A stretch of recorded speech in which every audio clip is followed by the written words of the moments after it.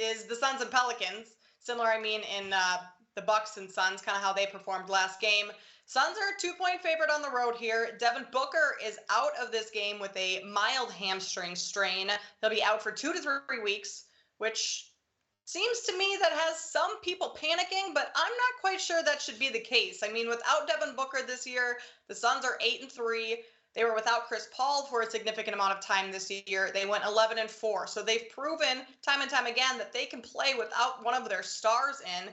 And the narrative around this team all season has been their depth, how deep this Suns team is, and this mentality of the next man up. And so I'm not sure this line is very accurate tonight. I'm going to lay the 2 points with the Suns, and they're the best road team in the league so far, 32-9 on the road. I just think that this is a spot for the Suns to show once again why they've been the most dominant team in the NBA all season long.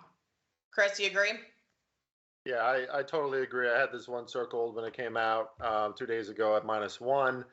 Happy to still take it at -2 and see that it didn't move too much, because everything that you said, Kay, this is still a Phoenix Suns team who, I mean, I think they have probably the best depth in the NBA. We're going to see a lot of Cameron Payne. We're going to see more Cam Johnson. That's not a bad thing. They're not Devin Booker, but these guys can step in and, especially on offense, can make a big difference. And that's where they're going to need it, right? But I got to say, you talk about a aberration. Looking at some of these stats from that last game, 57% from beyond the arc for the Pelicans, another team that doesn't shoot threes, and if they do, they don't shoot them very well. 55% from the floor shooting. The Pelicans are a good overall shooting team, but the Suns, all year, it hasn't changed. You look at their defensive categories and their rankings, they're top 10 in so many things, and it's because of how they can switch up. It's because of how they move constantly and how they pester other teams. One area that is of concern for me, to play devil's advocate, is the Pelicans are a very good rebounding team, and the Suns have not been a very good rebounding team. This is a big spot for DeAndre Ayton. Valanciunas plays grown man basketball, and this is just going to be one of those spots where if DeAndre Ayton, if we see the softer version of him, that might be a real liability in this game. Still, the Suns, like you said, Kate, a tested team. They've been here before. Their defense in the second half, even though the Pelicans were not missing anything, they're going to still feel accountable for that. I'm sure Monty Williams is going to make them feel accountable for that. I expect to see a very good defensive effort, especially from the Suns.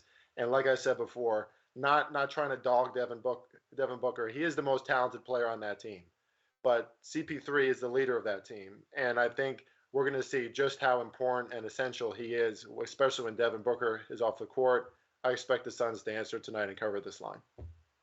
Talk about the rebound disparity. I think that's a lot of what led to their loss and their performance, the Suns, that is, in Game 2. Because in Game 1, the Suns got out-rebounded by 20. Pelicans had 25 offensive rebounds. And so the focus in Game 2 was crashing the boards and getting more rebounds, which then, in turn, made the Suns' transition defense awful. And that's what crushed them, is their poor transition defense. So now that they've gotten hopefully the rebounding thing addressed, they've hopefully now got the transition defense addressed, I think we see a different version of the Suns tonight. Josh, any thoughts on this game? You guys have nailed everything that I had to say on this game. In particular, to a certain DeAndre Ayton, my message is, if you want to get paid this offseason, go and rebound that basketball. That's going to be a differentiator, I think, in these games. That's how you're going to win home court back. And it's going to fall entirely on his shoulders. He needs to be that guy. So if he does that, then yeah, I think Phoenix regain home court pretty quickly and figure out a way to get this series done sooner rather than later as well, and not let it drag too far. Ultimately, I think, again, they're the right side in this situation. It's the only way I would play it. I'm not going to regurgitate everything that everyone said, but I ticked every box. Chris Paul's still the guy that's going to lead them out there. He's been here too many times to let one injury sort of derail the entire campaign for this team.